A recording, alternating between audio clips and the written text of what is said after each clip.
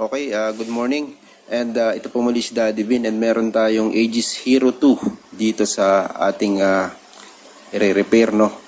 And ito po yung no atomizer problem and easy lang po ito, kaya yung mga may Aegis Hero dyan, pwede nyo subukan ito. Yan, dito sa part na to, tinatry nating i-short ng tweezer and makikita natin na nagno-no atomizer siya. So it means kahit tanggalin natin or kahit palitan natin yung OCC ninyo, bago nyo gawin yung pagpapalit ng OCC, kailangan testingin nyo muna siya ng ganyan. And sa part na to, sinusubukan na nating i-remove yung upper part. Hindi nyo kailangan baklasin lahat yung unit sa part na to sa problemang ito dahil ito lang po yung kailangan. Tanggalin nyo yung tatlong tornilyo dyan sa ibabaw. Then, iaangat natin yan, guys. Medyo pinabilis ko na tong video kasi inabot ito ng 18 minutes. Oo. Itong repair na to inabot ng 18 minutes. Ayan. Pag itinaas natin yan, makikita nyo may tatlo ulit na tornilyo sa ilalim.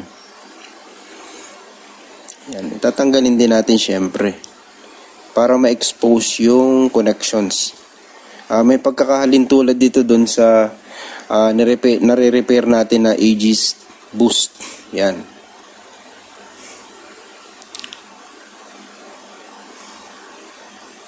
And dito natanggal na natin yung cover ng connector dito sa parte ng ilalim.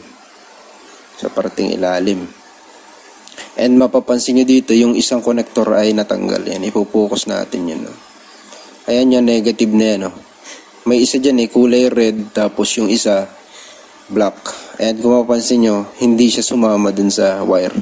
Ibig sabihin, yan yung kailangan nating i-reconnect. Yan. I-resolder natin yan, guys. Sa part na to, kailangan nyo may tweezer kayo kasi mainit yan. Kung hihinangan ninyo, medyo mainit po siya. Oo. Ayan. Susubukan nating resolder yan dyan sa part na yan. So, kailangan nyo na solder lead. Kung hindi kayo sigurado sa gagawin nyo dito, ipagawa nyo dun sa marunong, no? Gaya na sinasabi natin, hindi tayo responsable dun sa mga mangyayari sa mga unit ninyo just in case magkamali kayo dito. Although, madali lang yung procedure na to. Mas gusto kong mag-post ng mga madadaling ganito, yung madaling makuha kasi kayang-kaya talaga. Hindi siya komplikado, hindi kagaya ng ibang mga procedure natin na medyo basta yung mga chipset level medyo medyo komplikado na siya.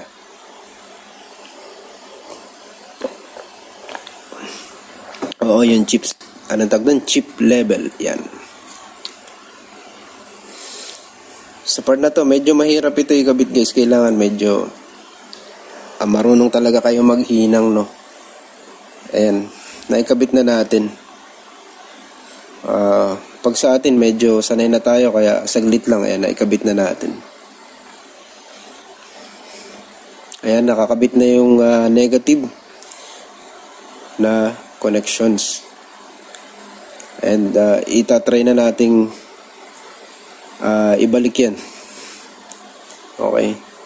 Itong Aegis Hero, bagong unit ito, no? Ito yung version 2. I mean Hero 2. Ito yung version 2 ng Aegis Hero na ang tawag nila ay H45. So sa part na to, yan, ikakabit natin siya. Medyo makulit po yung magnet dyan. Yes, medyo makalit yung magnet. Maaasar kayo pag minsan kasi yung kanyang tornilyo, yung tatlong tornilyo na parang silver o stainless dyan, na kapag ibinabalik ninyo, minamagnet nung neodymium magnet na ikinabit nila dyan sa ilalim. Oo. Dito medyo nahihirapan ako ikabit yung cable, no? Yan yung connector. Pero makukuha din natin yan. Tsaga-tsaga lang yan. Medyo, medyo fit siya na, yung wire niya halos saktong-sakto lang dun sa sa doon sa pinakang butas. Kailangan medyo hatakin nyo siya ng konti. Konti lang hatakin nyo para pumasok siya. Yan, pumasok na siya. Tapos yung negative, dyan medyo mahihirapan din tayo dyan.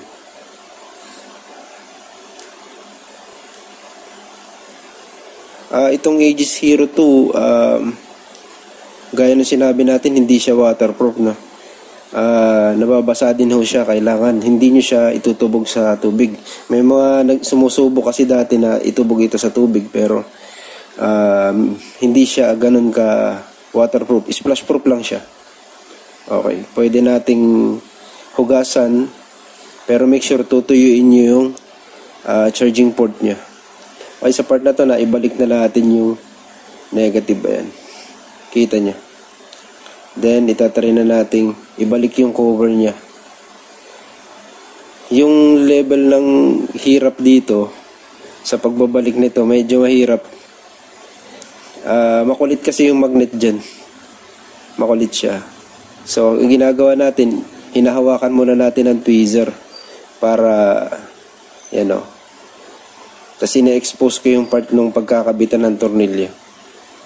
Yan, ilalagay muna natin yung tornilyo, tapos saka natin pipihitin.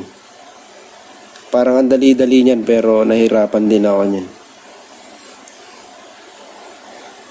Tapos kasunod, kailangan mong alalayan ulit ng tweezer yung isang tornilyo.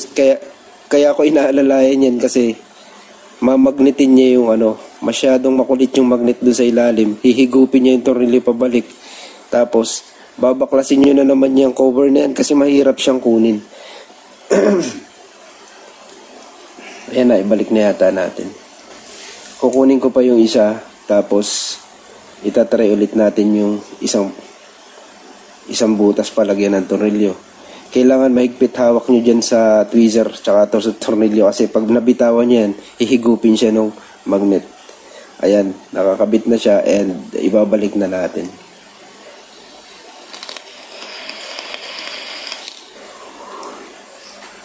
May bago nga pala akong vape, guys. Actually, hindi siya bago.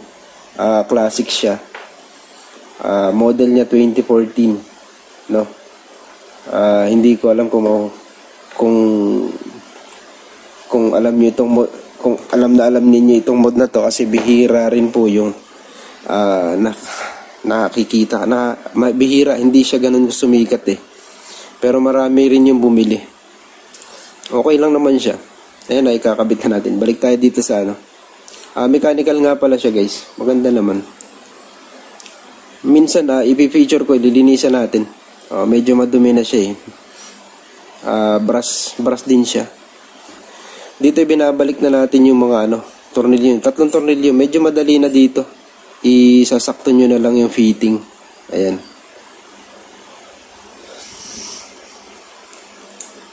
And dito sa bagong